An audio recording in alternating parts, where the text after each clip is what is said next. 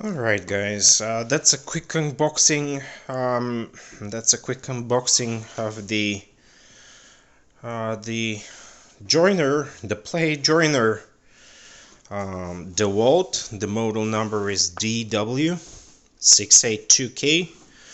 On this uneventful afternoon, with a lot of time on my hands, I decided that I can waste not only my time but also somebody else's. So that's why I decided to do a quick unboxing video, although people say that unboxing videos are stupid or boring.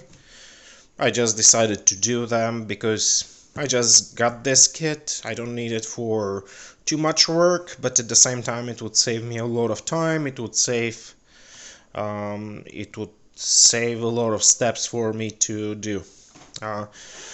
So I looked at the specs online of this product, of this specific joiner DW682K, and it turned out that specs are good, everything's good. The package came, ordered it from Home Depot, I think. No, ordered it from Lowe's. Lowe's had a little bit of better pricing, and not better, just minimally advantageous, let's call it. So ordered that, came in the original packaging with, labels like this, and straps across. Now, packaging is sturdy enough to withstand, regular FedEx, UPS shipment. Inside the box you have a bag. Now, usually I look through the content of those boxes because sometimes they show interesting stuff. Nothing here other than serial number information, stuff like that. There it is. So in that you have this nice little box, nice little bag. Sturdy, seems to be not double wall. It's double walled here, but no, actually it is double walled fabric, so that's good. All right, and the tool itself. So the tool comes with dust bag. You can't really take this in order to modify it to a vacuum, so you have to use the dust bag. Although this seems like a standard, just bear with me a second. This seems to be a standard size for, a vacuum inlet. Precisely 42 millimeters. How much is it in American units? You can see yourself. It's 1 and I don't know what it is, 3/4, something like that. I doubt I'll be using that heavily, but it is what it is. Let's see what else it has. Reinforced bottom by a cardboard, and no, actually it is a reinforced bottom. Nice little rails there, so you can rely that you won't scuff the edges of this bag. It's nicely built bag. What else is there? Let me just see. So, literature, warranty registration information, and that is probably the most important kit of all. This looks like something that you can use really on your vacuum to dust proof the situation.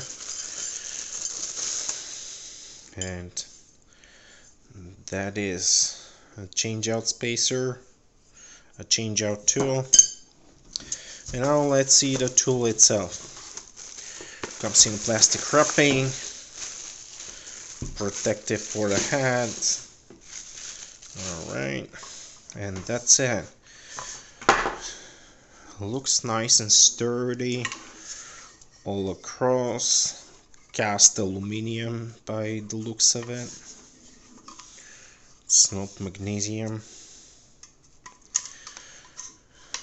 Alright.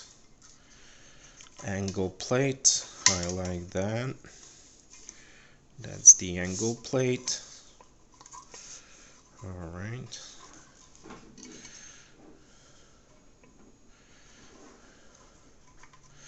And from here you unscrew that and you are able to move that up and down by using a screw very precisely, and very precisely measure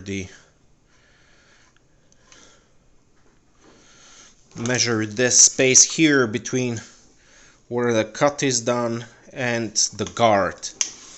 The guard meaning, once you put that where you see the red line is, that's where your cut will appear. And you loosen this retaining screw, move it up and down. Alright, place it wherever you want to place it. Okay, and then tighten the retaining screw here.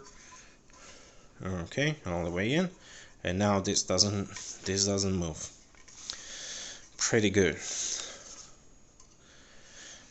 So basically how this works: press this makes the cut, put your biscuit in and glue your biscuit in, and apply it on the second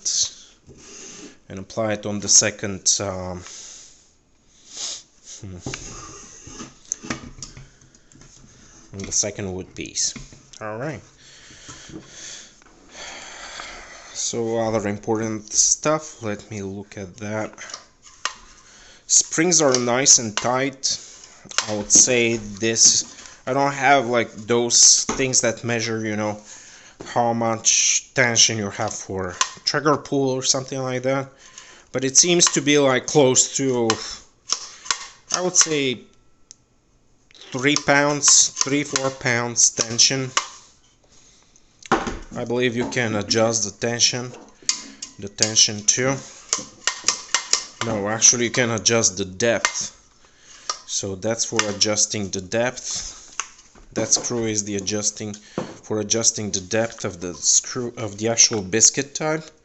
You see you have 0, 10, 20. Alright. And M. Let's see. And M. That's M, I believe. Or I might be wrong. Let's see. 20. 10. 10, the smallest. And 0. Yeah, 0 is the most. Okay, so blade is carbide tipped. I'm not sure, can you see that? Carbide tipped. Alright.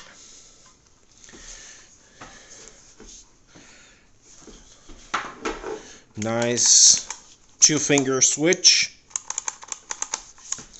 And obviously this is not made for lefties.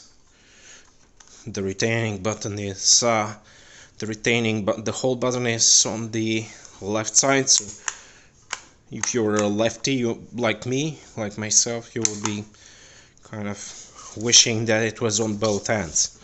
It's only on this one, but I doubt you'll need that very often. Normally you would secure this wood piece somewhere and just push it front. When you're working with one hand, then it's kind of tough. Alright, so we set our depth. The sliders, now let's first see the sliders. The sliders are steel. They look like hardened steel here, so it doesn't rub aluminium against aluminium. aluminum against aluminum, or how do we say it? Nice beefy plate, nice and even. Generally it shows like a feel of a very good product. Cable is also nice and well insulated, nice and beefy, not too rigid in order for it to crack with age or with oils, but at the same time not too weak. They have gone away from the three-prong plugs to this one, so let's see how it performs. Plug it in. Now that's one thing I shouldn't have done. Alright.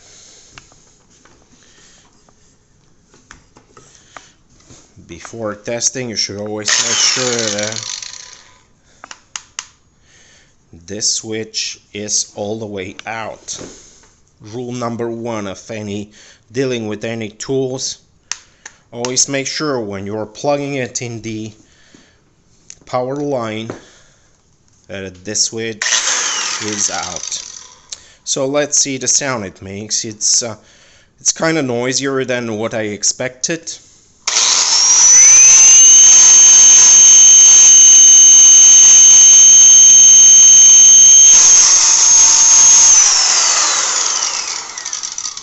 Alright.